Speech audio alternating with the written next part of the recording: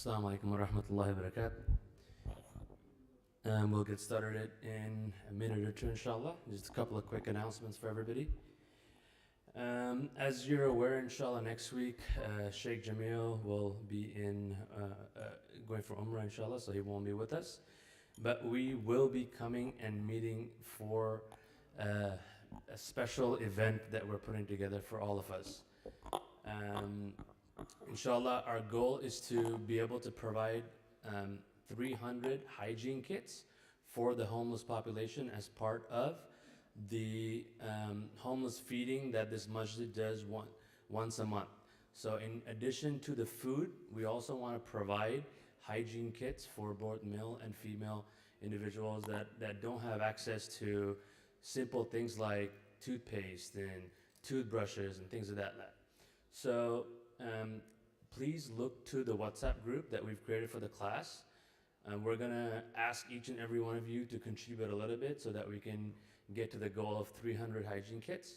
And then next Tuesday, we'll all come here, inshallah, and we will make the hygiene kits as a group.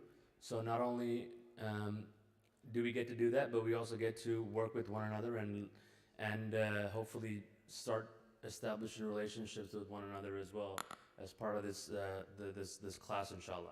So although Sheikh Jameel won't be with us, I hope every one of you will be with us, and we can also join each other in doing good, inshallah. And then just a couple other announcements. On Sunday, the Boys Youth will be having a hike in PV. So please encourage the youth 13 and up to come join them. And they'll be starting from here after Dhuhr. And our class on Sundays will also not be there because Sheikh Billu is also going to be in Umrah, I think. So, inshallah, we will resume that class the week after. That said, Bismillah ar-Rahman ar-Rahim. You still need me to put it on my lap? It would be helpful, yeah. Assalamu alaikum wa rahmatullahi wa barakatuh. Bismillah ar-Rahman ar-Rahim. Alhamdulillah Rabbil Alameen. Wa salawatu wa salamu ala ashraf al-anbiya wal mursaleen. Ala Sayyidina wa Habibina Muhammad wa ala alihi wa ashabihi ajma'een. Amma ba'd. Before we get into tonight's hadith, Shabir Bhai was talking about feeding the homeless and contributing towards the hygiene kits and things like that. I do not consider myself a homelessness activist per se, but I think speaking about homelessness is very, very important, because when Adam alayhi salam was thrown out of Jannah, there were 4 promises, 4 things, 4 basic needs that Allah subhanahu wa ta'ala informed Adam alayhi salam that while you are in Jannah, you will never experience these 4 things. And when you are outside of Jannah, you will experience these 4 things.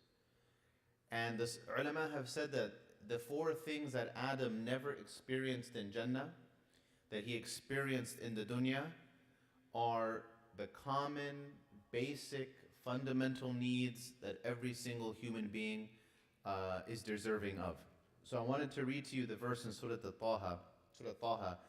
Allah subhanahu wa ta'ala says, فَقُلْنَا يَا آدَمُ إِنَّ هَذَا عَدُوٌ لَكَ وَلِزَوْجِكَ فَلَا يُخْرِجَنَّكُمَا مِنَ الْجَنَّةِ فَتَخْشَى. Allah subhanahu wa ta'ala says, and we said, O Adam, indeed this is your enemy, meaning shaitan, and the enemy for your spouse, and do not allow him to kick you out of Jannah, so you may be miserable.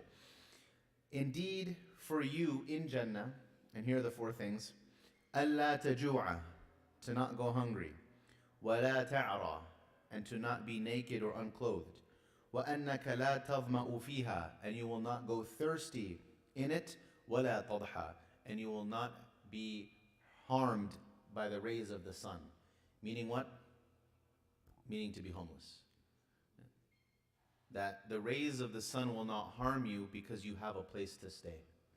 Right? So these 4 fundamental things: clothing, food, drink, and shelter are the four basic promises that Allah subhanahu wa ta'ala made for Adam, that he would not have to endure any of those things while he was in Jannah.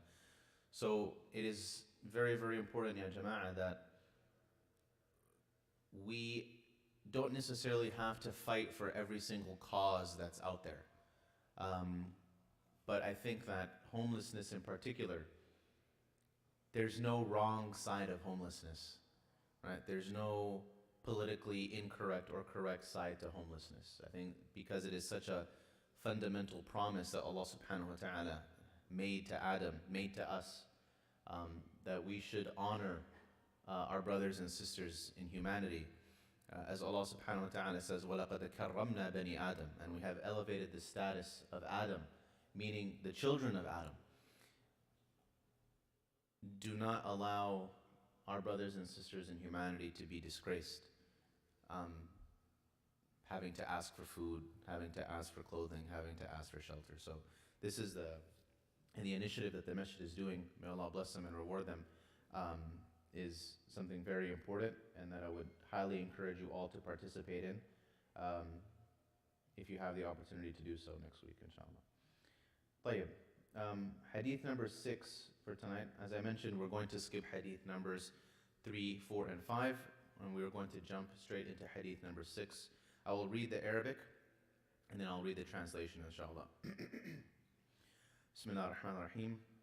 عن أبي عبد الله النعمان بن بشير رضي الله عنهما قال: سمعت رسول الله صلى الله عليه وسلم يقول: إن الحلال بين وإن الحرام بين وبينهما أمور متشابهات لا يعلمهن كثير من الناس فمن اتقى الشبهات فقد استبرأ لدينه وعرضه ومن وقع في الشبهات وقع في الحرام كالراعي يرعى حول الحمى يوشك أن يرتع فيه ألا وإن لكل ملك حمى ألا وإن حمى الله محارمه ألا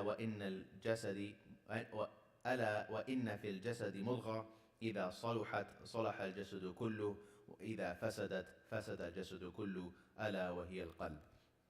رواه البخاري ومسلم.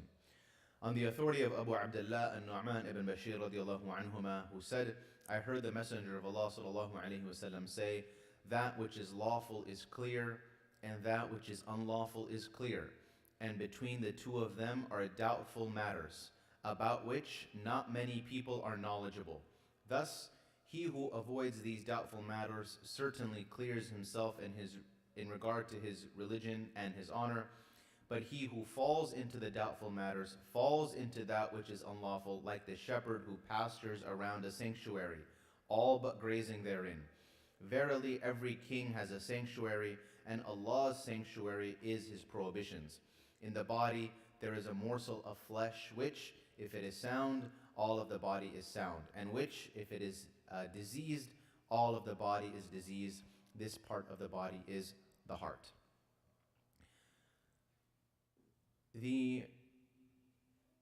Some general outlines to this hadith before we begin. The Prophet ﷺ mentioned in this hadith every single type of action that there is.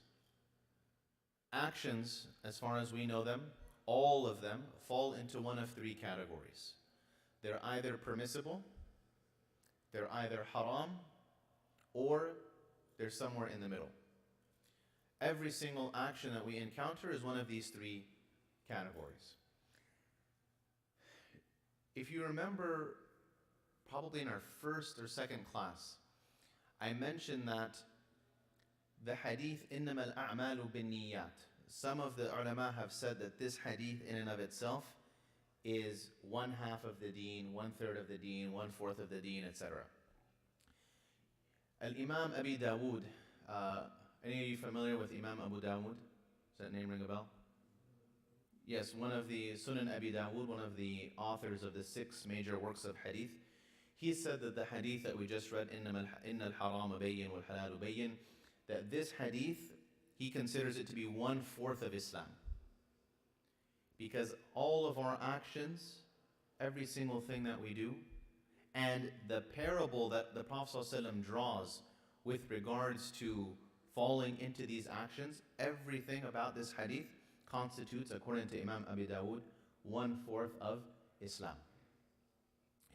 Who was the narrator of this hadith that I just mentioned? La. The narrator of this hadith, the companion.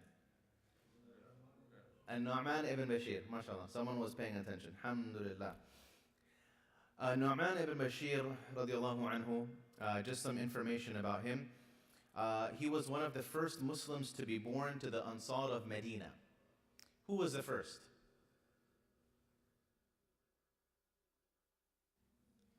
Huh? Close. Aywa, mashallah. Okay, the very first person to be born in Medina from the Muhajirun was Abdullah ibn Zubayr. When Abdullah ibn Zubayr was born, there was almost like a party in Medina because people saw this as the next generation of Islam, right? If you think about it, everybody that was Muslim up until that point was a convert. And everybody converted to Islam. Abdullah ibn Zubayr theoretically was the first baby born into Islam. So imagine how much pride, how much hope the Muslim community had when this baby was born. It wasn't just the baby of Az-Zubayr and Asma bint Abi Bakr. It was the baby of the community, right? It was that hope that Islam will live beyond us. So An-Nu'man ibn Bashir radiallahu anhu was one of these first babies, but he wasn't born to the Muhajirin, he was born from the Ansar. Okay? So he was one of these first babies that was born in Medina. He was around 10 years old when the Prophet sallallahu alaihi wasallam passed away. An-Nu'man ibn Bashir was employed by Muawiyah in Muawiyah's government in Kufa and in Ash-Sham. And Nu'man ibn Bashir was known for his speaking ability and his poetry. He died 64 years after the Hijrah, so he was about 64 years old when he died.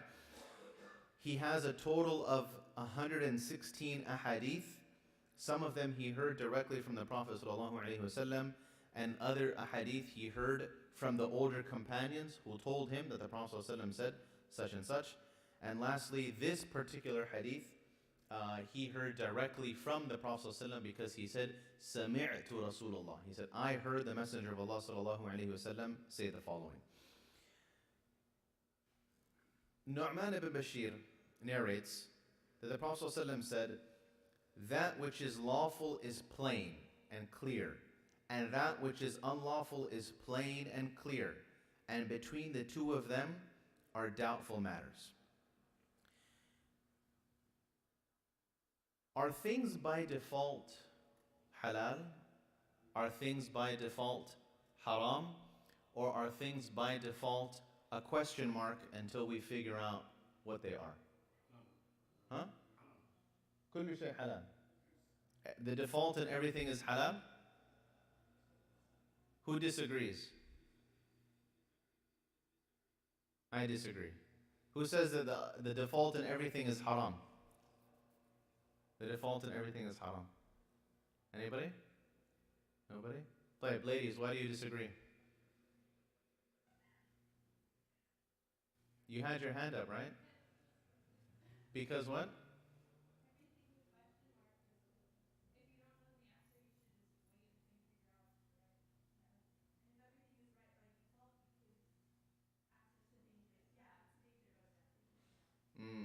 Okay. Has the Sharia given us principles with regards to what the default is about certain things? What are the principles? Anybody?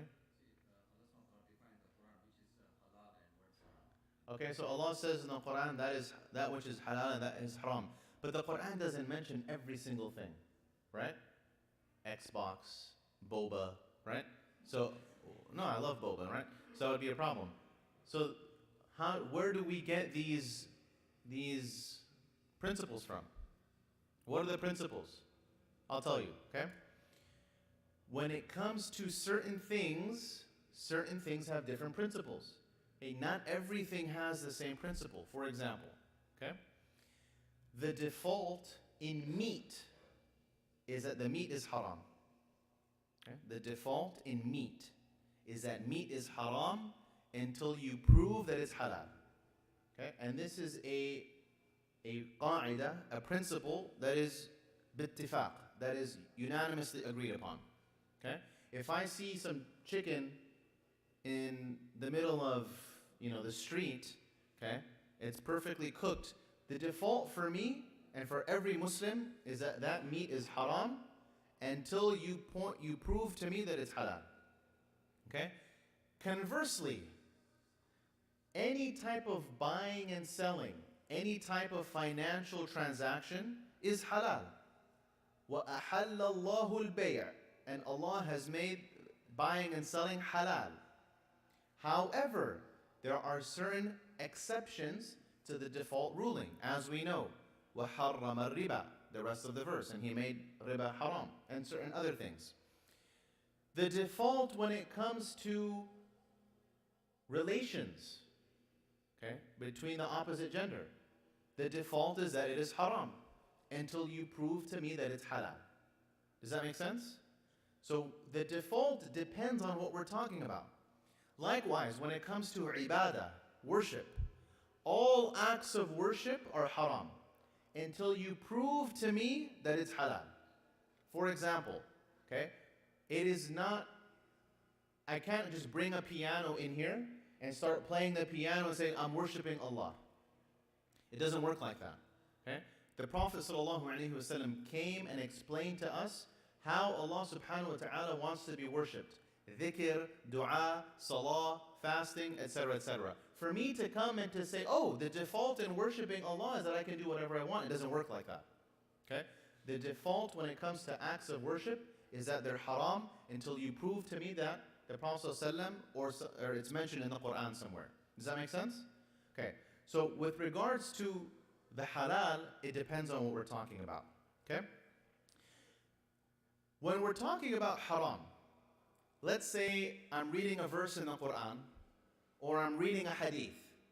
How do I know if this is haram or if it's just makruh, or what is the criteria? How can I, as a layperson, without having to go through the books of fiqh, just off the bat, be able to understand if this is haram or if this is makruh?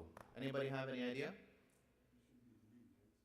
So there's an evidence for it, right? But I'm reading the evidence, I'm reading the verse, or I'm reading the hadith. What in the verse or in the hadith can tell me being a layperson, I don't know anything about fiqh, but I know how to read. What is there that can tell me that it's haram? Very good. If there's some type of punishment mentioned, or the threat of a punishment mentioned, we know that by the default that it is haram. Does that make sense? Okay. So just to clarify. Now, that doesn't mean that everything that has a punishment associated with it is haram. Okay, I'm giving you default rulings, right? These are always exceptions to the rule, but I'm giving you the default ruling. If we said that there's default rulings for haram and default rulings for halal, the doubtful matters then are very, very few. Okay? The doubtful matters are very, very few. The Quran and the Sunnah will never ever leave us without guidance with regards to very, very important issues. Think about the things that are constantly mentioned in the Quran, constantly mentioned in the Hadith, in terms of being haram. Riba, killing, stealing, fornicating, etc. These are all very, very clear. So there's no issue with regards to these things being haram, number one. Number two, the reason that the Sunnah and the Quran put so much emphasis on them is because they're important. What are the 5 overarching principles of the Sharia? The maqasid of the Sharia, the spirit of the Sharia. What are they? Okay, preservation first. We're going to go in order. Preservation of? La. There's something before preservation of life. Preservation of the deen. Preservation of deen is number one. Okay? That's the number one spirit of the Sharia. What is the number one commandment we hear all the time that emphasizes preservation of the deen? La ilaha illallah. How many times in the Quran do you hear La ilaha illallah, La ilaha ghayru, right? Wahdahu la sharika lahu, qul huwallahu ahad. This is something that is repeated over and over and over again. Why? Because it's the most important thing in the religion. Okay? You can,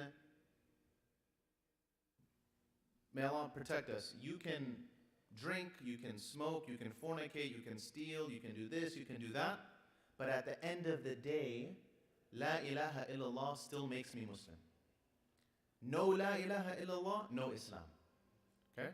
So the number one priority is always going to be preservation of the deen. And the pinnacle of preservation of the deen is La ilaha illallah followed by Muhammad Rasulullah. Does that make sense? Like, after preservation of the deen is preservation of life, the nafs. Okay? All of these commandments about do not kill, preservation of the soul, etc., etc., etc. After that, preservation of property. Okay? And then after this is difference of opinion. Some say preservation of ansab, preservation of lineage. Okay? Making sure that children know who their parents are. Making sure that families know who's related to them and who's not. Issues of marriage are very important. And last but not least, the fifth one, which is debatable, is preservation of honor. Okay? So these are all things that the Sharia, these are the overarching principles. The doubtful matters don't really have anything to do with any of these things. Okay? Because if they were important, they would have been mentioned. Now, the Prophet ﷺ says, and between the two of them, between the clear halal and the clear haram, are doubtful matters. Here are 4 principles that can help you identify what a doubtful matter is. Okay? Number 1, a doubtful matter can be something that the scholars have a difference of opinion about. What is the number one, the 4 M's that everybody loves to disagree about? They love to fight about. Meat, very good. What else? Huh? No? Huh? The ones that Muslims love to argue about. Huh? Moon sighting, okay? Moon sighting, very good. The 4 M's, moon sighting, meat, what else? Marriage and? Huh? Mawlid. Huh? These are the 4 things that the Muslims, mashallah, they love to argue about. Mawlid. Mawlid, celebrating the birthday of the Prophet ﷺ. Yeah, now she knows what I'm talking about now. Exactly, right? So that's number 1, okay? Scholars have a difference of opinion about it. Number 2, permissible matters that distract a person from their obligations or lead them to do what is forbidden. What is the ruling about playing Xbox? Well, it depends on the game, ya salam. Play it. Yeah. Call of Duty, let's say. What is the ruling on playing Xbox? Ya Jama'ah, you don't need to be a faqih to answer the question. What is the ruling? Halal. Tayyib. Halal. Waste of time, mashallah. Halal, yes? What if playing Xbox leads me to missing Fajr? Or what if playing Xbox leads me into some type of online gambling? What's the ruling on Xbox now? At the very least, we can say that it's doubtful. Yes? Okay, so when something might be permissible in the default, but if it leads me to something not fulfilling an obligation or to coming close to the haram, then the ruling of that thing changes. Number 3, all of the makruhat, all of the things that are makruh, are considered doubtful matters. And this is a very important point, I'll get to in a second. And number 4, matters where the evidence concerning their legal status is weak. All 4 of these things are considered to be doubtful matters. Now, is there such a concept in Islam as playing it safe? Do we play it safe in Islam? Or do we always operate in binary yes or no? Do we play it safe in Islam? Okay, here's the evidence for playing it safe. Sa'ad ibn Abi Waqqas radiyallahu anhu and Abd ibn Zam'a radiyallahu anhuma came to the Prophet sallallahu alaihi wasallam. Sa'ad ibn Abi Waqqas had a brother who was put in his charge, like a ward. It was not his biological brother, okay, but it was a brother that was kind of given to him through adoption that he could take care of it. Abd ibn Zam'a radiyallahu anhu, his father had a son, and this son was given to Sa'ad ibn Abi Waqqas as that ward. So now the biological brother of Abd ibn Zam'a and the adopted brother of Sa'ad ibn Abi Waqqas came to the Prophet ﷺ to say, who does the boy belong to? Is the case clear? Case is clear? Okay. They come to the Prophet ﷺ and the Prophet ﷺ says that he is to be to Abd ibn Zam'a because that is his biological brother. So he moved from Zad to Abd ibn Zam'a. Now, where is the playing it safe? Does the name Ibn Zam'a ring a bell? Anybody? Who was the second wife of the Prophet ﷺ? Aywa. Okay. Sauda bint Zam'a. Okay. So the wife of the Prophet ﷺ, Sauda, this was her biological brother. Okay. Despite that, the Prophet ﷺ told Sauda that when the boy is around to wear hijab. Why? Because even though he ruled in favor of the boy being the brother of Abd ibn Zam'a, he wasn't 100% sure. So he said just on the safe side to wear hijab, for his wife to wear hijab around this young boy. Okay? So the Sharia has this concept of playing it safe. Okay? So that's something important to remember. What causes uncertainty in Islam? In ruling specifically. Number 1, conflicting evidences. Wait, but the Sharia doesn't conflict, does it? Does it? Where did we say the shortcoming comes? Our understanding, right? Remember we said that if we have 2 seemingly contradictory evidences, the shortcoming is not with regards to the evidences, but the shortcoming comes to our intelligence and how we can reconcile between these evidences. Does that make sense? Here's a exercise for you. The Prophet ﷺ said, do not drink standing. But the Prophet ﷺ himself was seen drinking standing. Huh? Standing, waqif. Make sense? So what do? Do we drink sitting or do we drink standing?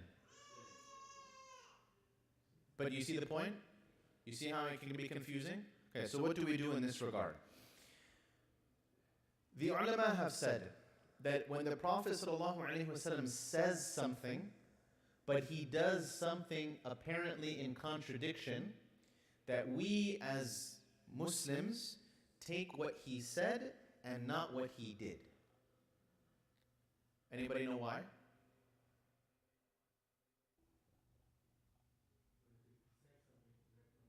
Okay.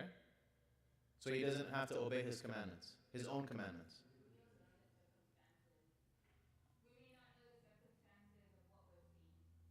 Of what was seen. Okay, very good. If I told you, right, do not drink standing, is there any ambiguity in my statement? Is it very clear?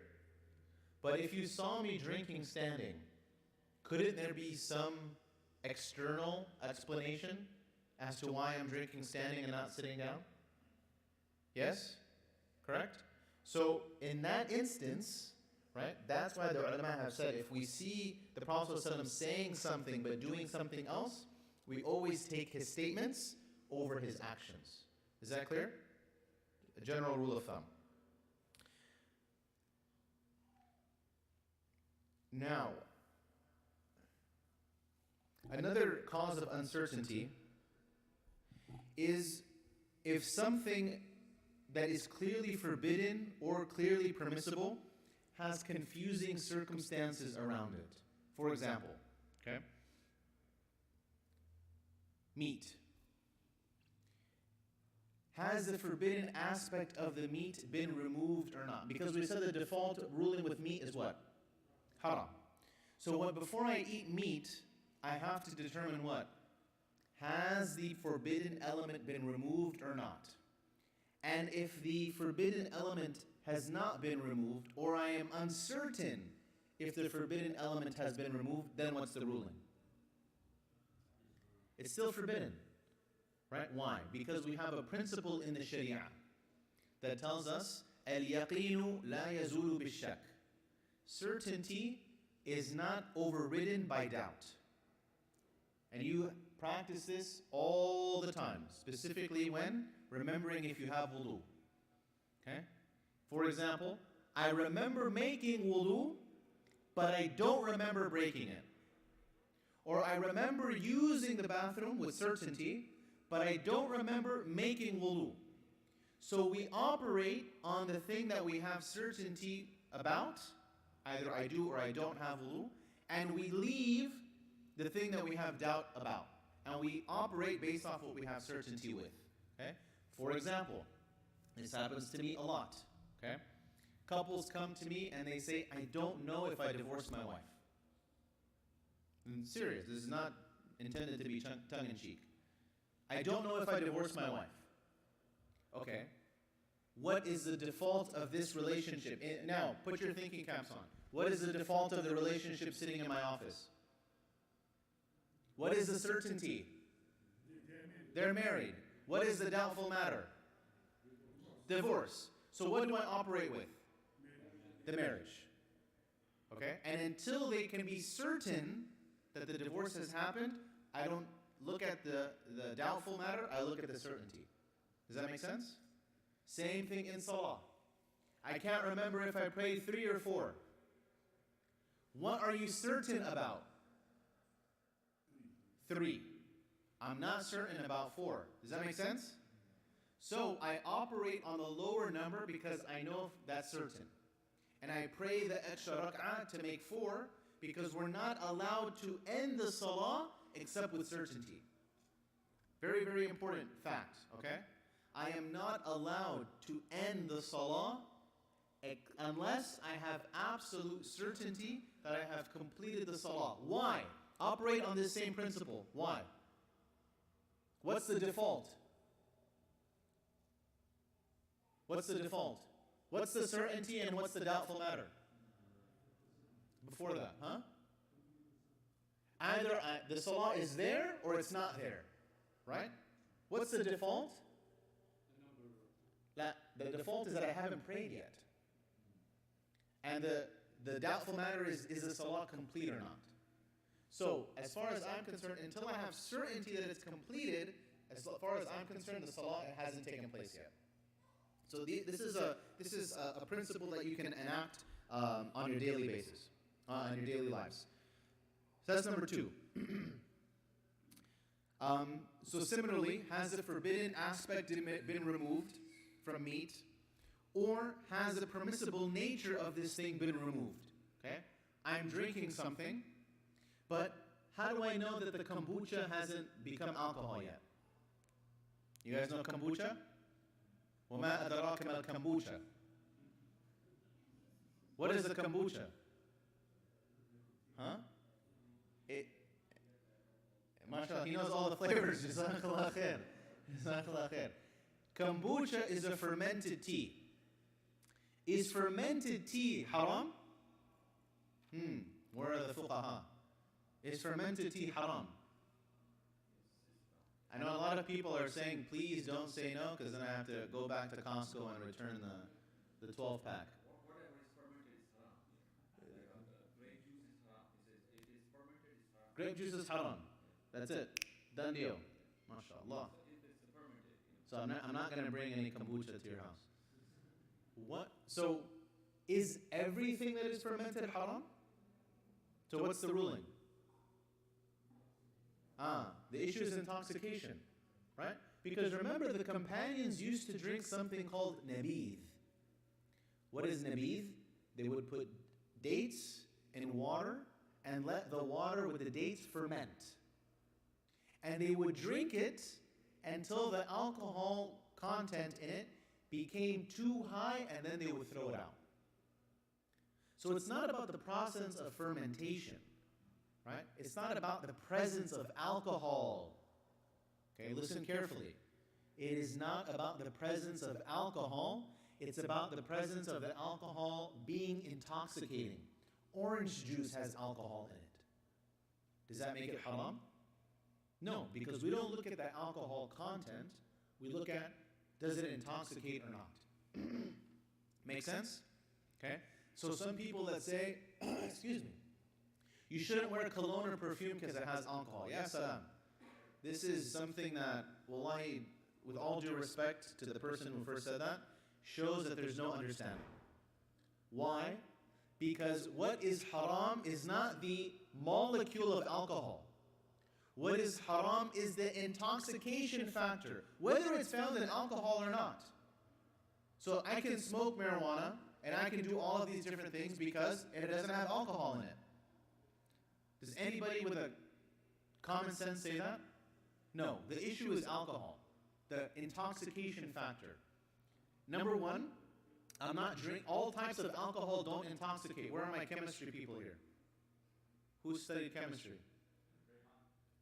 Do all types of alcohol intoxicate?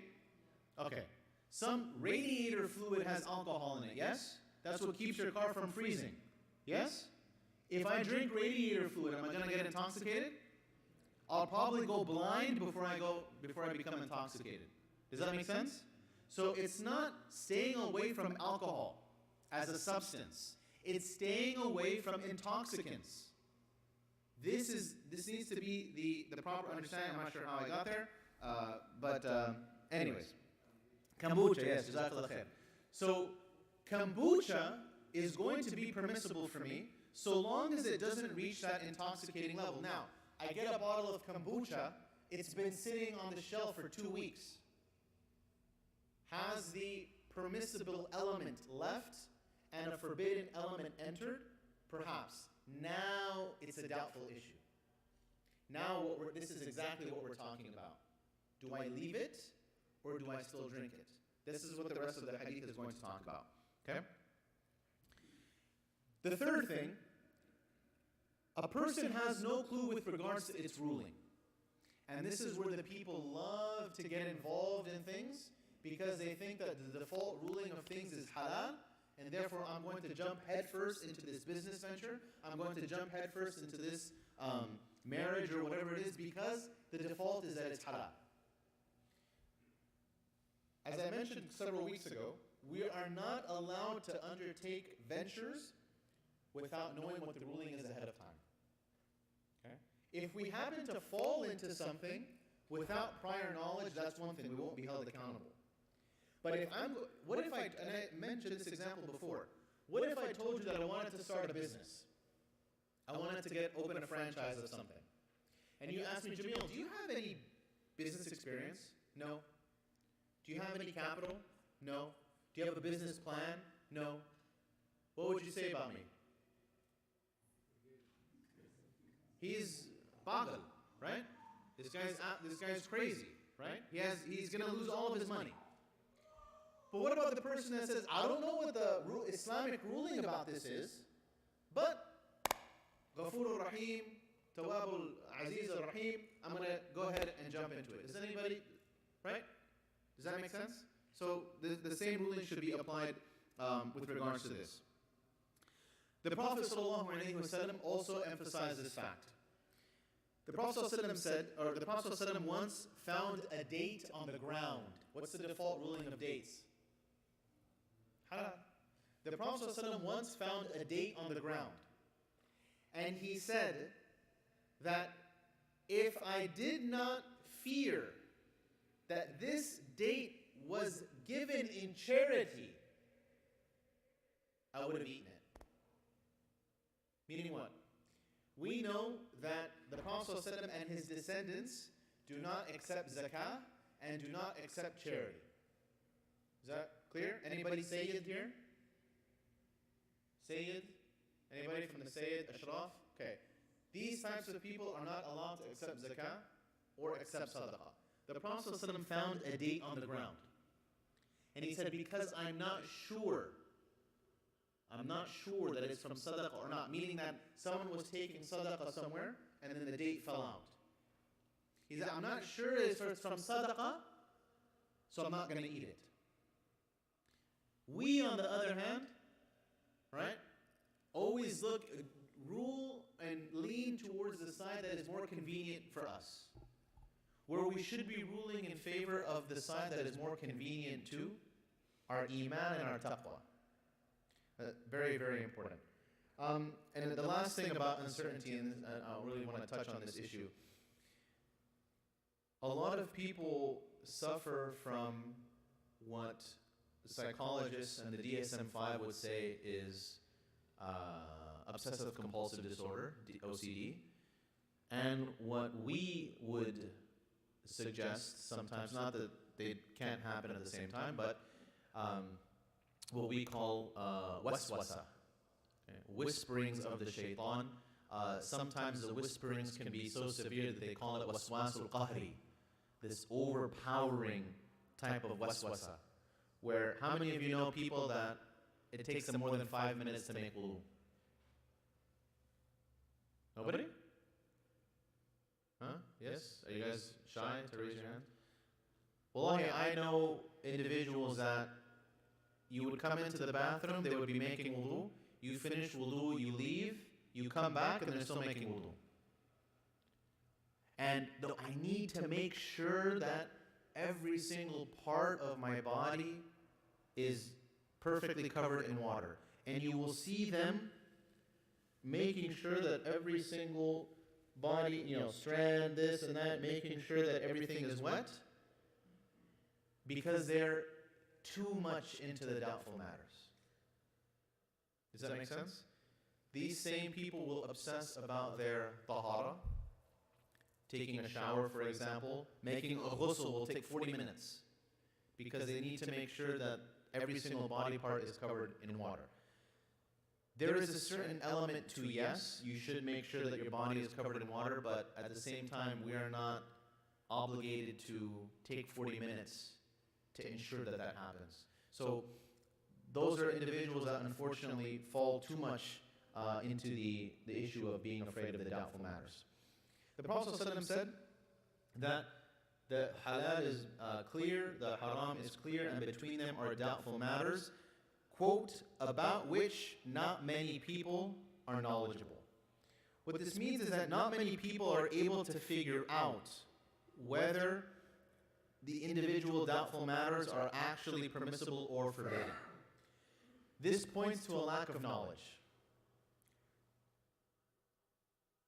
Give me an example of something that is highly contested nowadays, contemporary issue. Music? Okay. Home financing? طيب. Home financing, music. These doubtful issues are not doubtful because they themselves are doubtful. They're doubtful because there's not too many people that have the knowledge to be able to figure it out. Does that make sense?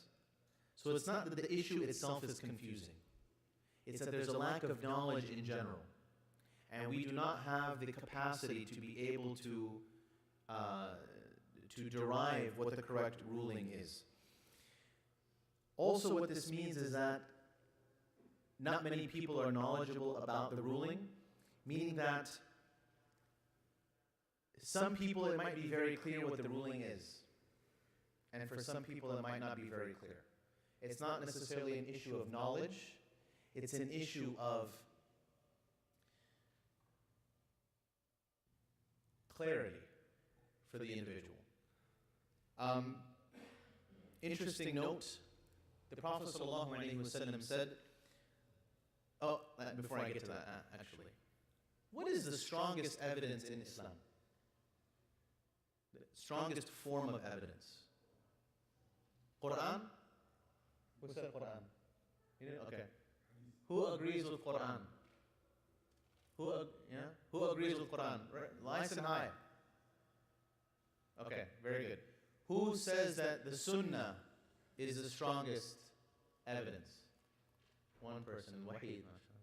One person? That's it? 2 people? 3 people? What the heck? Right? 4 people? طيب. What if I told you that you're all wrong? Would you believe me? I love being sources of controversy. What if I told you that you were all wrong? Would you believe me? Alhamdulillah, jazakallah khair. Barakallah feek. One person believes me. I will tell you, yes, you are incorrect. The strongest evidence is not the Quran, and the strongest evidence is not the Sunnah.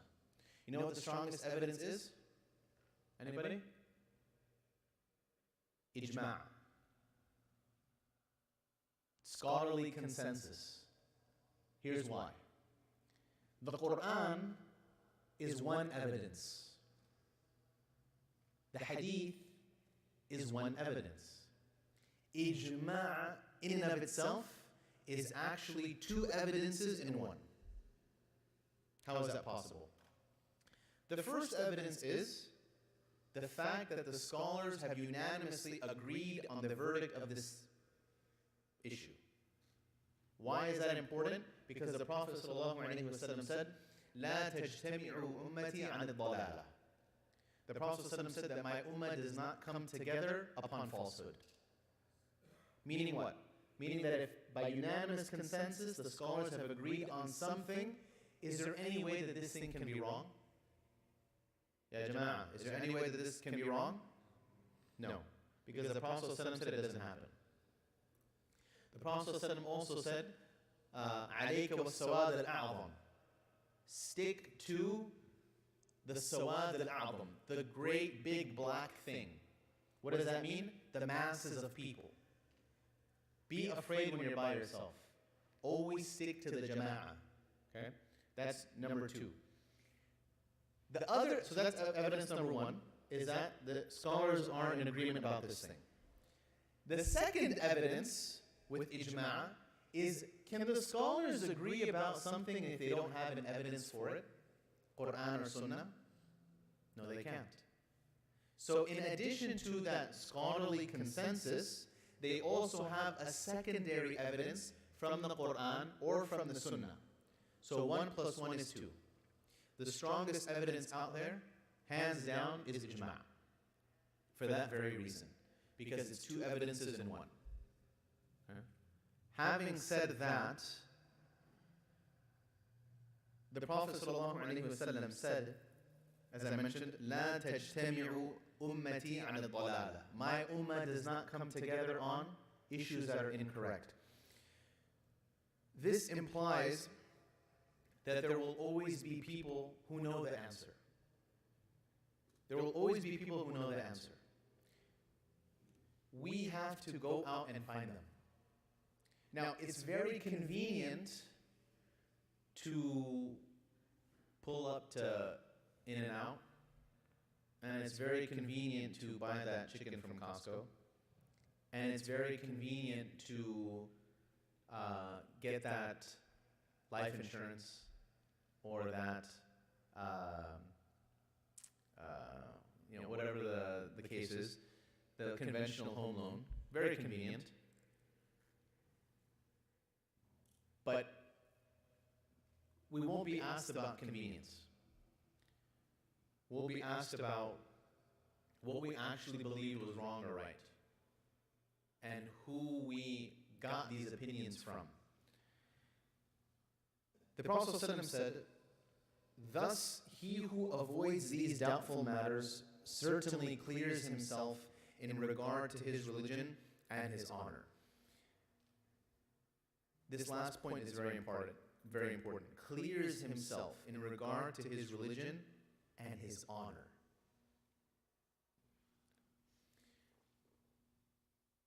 You ever meet someone that does like shady stuff, and then you ask them, bro, like, why are you like that? And the response is usually, don't judge me. Right? You don't know how you have husn al-dhan. Right? Think good of your brother. Why are you thinking so negatively of me? In Islam, if someone acts suspicious, we treat them with suspicion. Generally speaking, in Islam, we do not give people cause or reason to be suspicious about us. Okay? You do not earn husn al-dhan when you walk into the strip club. Okay? You do not earn husn al-dhan when you're walking down the street, brown bagging your drink. You don't earn husn al-dhan. If you act suspicious, we will treat you with suspicion. Why? نُعَامَلَ النَّاسِ بِالظَّوَاهِرِ. We interact with people, we treat people according to what is apparent to us. Okay? You don't get a pass. Now, if someone says an ambiguous statement or does something ambiguous, the key word here is ambiguous, then you give them the husn al-dhan. Where's the ambiguity in walking into a nightclub? Or where's the ambiguity with, having alcohol present on the table or whatever? There's no ambiguity. Okay? So, husn al-dhan is something that is given, it's not earned. Okay? In the sense that it's not something that everybody has a right to regardless of what their actions are. You have to give me the reason to have husn al-dhan. But if you act suspicious, I'm going to treat you suspiciously. And here's the evidence for that. Late night, and you've all heard this hadith, the Prophet ﷺ was walking with his wife Safiya in the middle of the night. And he saw two Ansari men walking by. And when they saw the Prophet ﷺ, they immediately turned around and walked the other way. So the Prophet ﷺ called him back. He said, come here. He said, just so you know, this is my wife Safiya. And the Ansaris were like, Ya Rasulullah, we would never ever think ill of you. That thought didn't even cross our minds. And the Prophet ﷺ told them that I should not give you cause for shaitan to come to you and give you suspicions. I'm going to clarify the suspicions away from your heart. And I'll end with this. This is a very important practice to have. Okay? If we think that our actions can be misconstrued by somebody, we should go above and beyond to explain our actions to that person. Now you're probably thinking, I don't have to explain myself to anybody. No, you don't. But then don't be surprised when they treat you suspiciously. Our job as believers, if we truly care about our brothers, is to go the extra mile and to prevent them from falling into haram. يا أيها الذين آمنوا اجتنبوا كثيرا من الظن إن بعض الظن إثم. O you who believe, stay away. اجتنبوا, stay away from the vast majority of suspicion. Because indeed suspicion is sinful. Now, if you are doing something that's suspicious without clarifying it, you are essentially laying out the red carpet for your brother or sister to be suspicious of you. And we should want for our brothers what we want for ourselves. I wouldn't want my brother or my sister to set a trap for me that I'm going to fall in and become sinful as a part of it, as a product of it. Let me go the extra mile and say, you know what, brother or sister, I did this for X, Y, and Z reason. And they'll probably tell you, brother, I didn't have any such. That's fine. I did it for me just as much as I did it for you. I don't want you to think ill of me, and as a result, you fall into sin. Let me, as they say, nip it in the bud before it develops into something greater. We are in a culture nowadays where it's all about, don't judge me, let me live my life, you can't tell me what to do, everybody, mashallah, gets personal done for everything. These are completely and not entirely, but very much so un-Islamic principles. We don't do whatever we want to do, and we treat people according to what is apparent to me. If I don't see you attending Jum'ah, and I don't see you praying, and I see you drinking and things like that, I'm not going to give you the benefit of the doubt. With all due respect, right? One of my teachers, who is a very famous Imam here in America, a family came to the masjid and they asked the Sheikh, pray janazah on our son. And the Sheikh refused. He said, I have never seen this man attend Salatul Jum'ah here.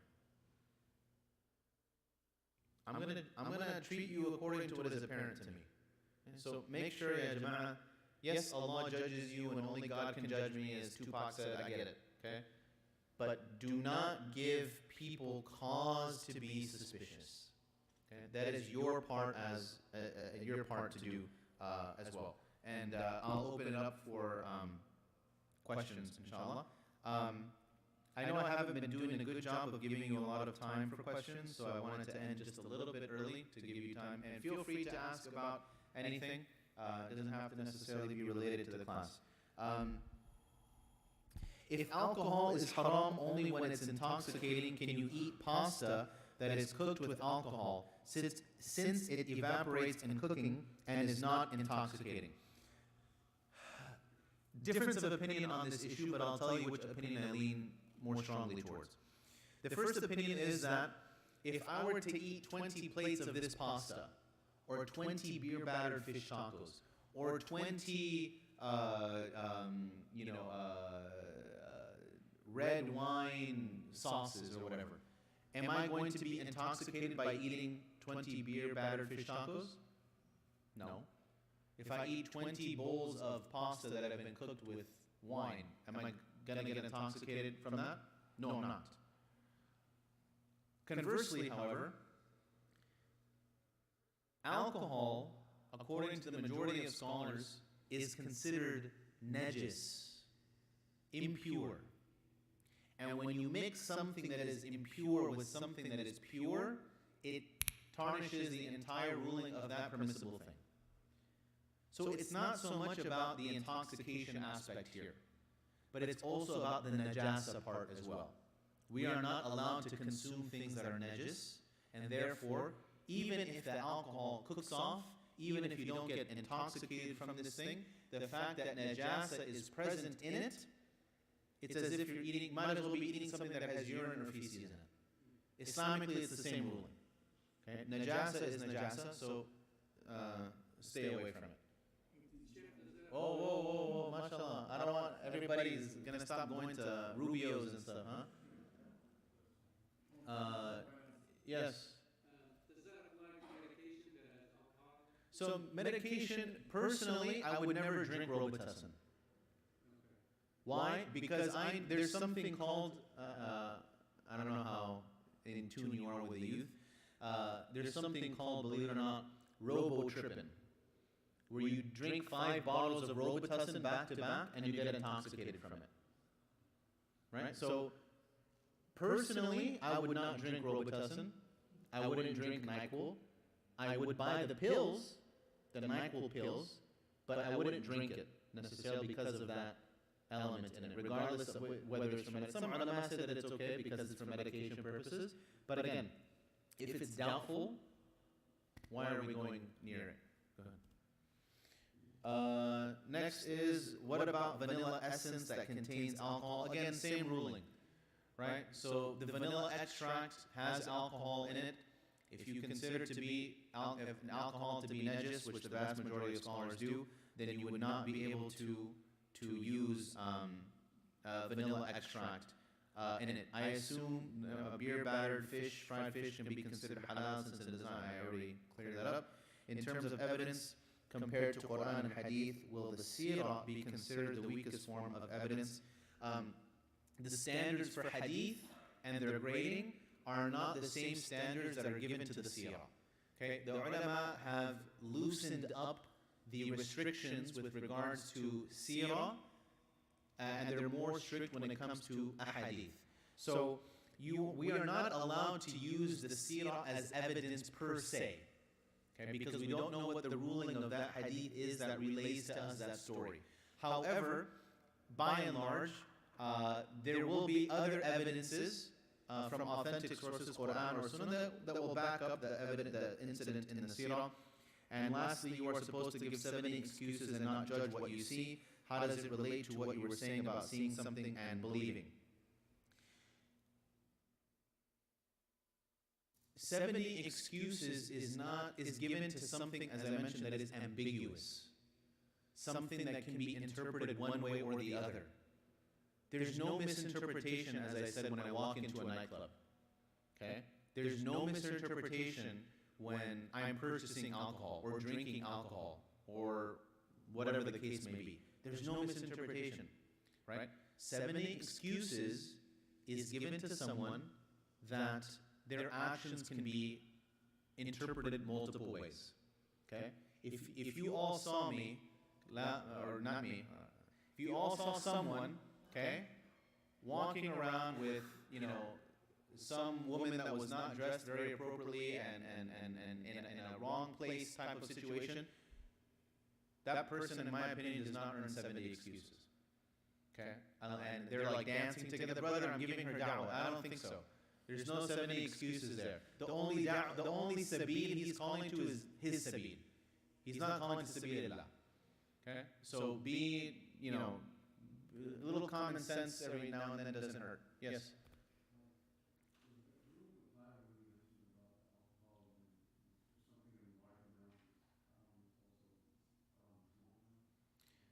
In terms of what exactly? No, but if I drink 20 bottles of kombucha, I'm not going to be intoxicated because the fermentation has not gone to the point where it will intoxicate. Right? But as soon as it does, as I mentioned, the companions would throw out the nabil when it reached the point of intoxication, right? But prior to that, they would drink it. Right? So kombucha is the same way. So what is the shelf life of kombucha? Allahu a'lam. That's something that the kombucha. So again, ما أسكر كثيره فقليله حرام. Right. So whenever that kombucha reaches the point of intoxication, if I drank 20 bottles of it and then I became intoxicated, then I wouldn't be able to take a small amount. But the kombucha that you buy at Costco, you drink 20 bottles of it, you're not going to become intoxicated. So that little bit of it should be fine, even though it has, the fermentation process has begun. Does that make sense? Yeah.